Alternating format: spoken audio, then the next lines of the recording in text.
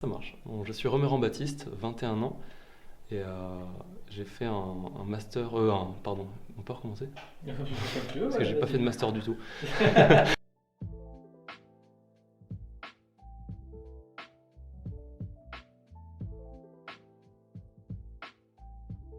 Donc, je suis Baptiste Remerand, j'ai 21 ans.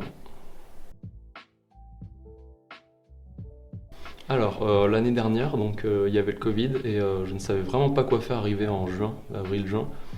Donc, il fallait que je prenne mon temps pour réfléchir parce que je voulais pas faire un choix trop hâtif.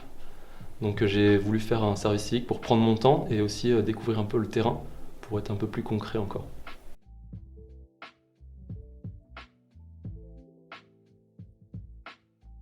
Moi, je suis ambassadeur de la transition écologique. Je suis employé par le PIMS, financé par Grand Poitiers, donc c'est en partenariat avec la communauté de communes.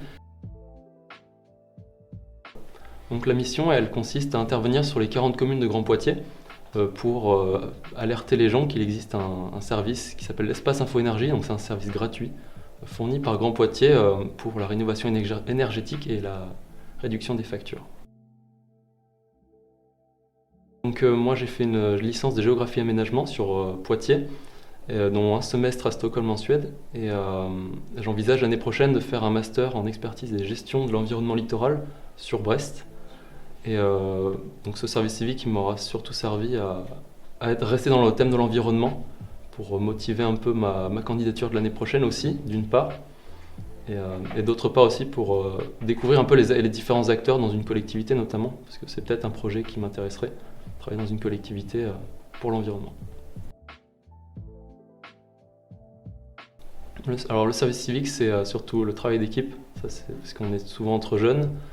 Il y a aussi la cohésion de groupe, parce qu'on découvre tous à peu près la même chose, on a à peu près le même vécu, notamment pour les études et tout ça. Donc voilà. Et en troisième, si je devais donner un autre mot, je dirais la découverte, parce que c'est vraiment quelque chose qu'on découvre totalement. Au début, on n'a aucune expérience, ça dépend des personnes, mais souvent on n'a pas d'expérience professionnelle ou concrète.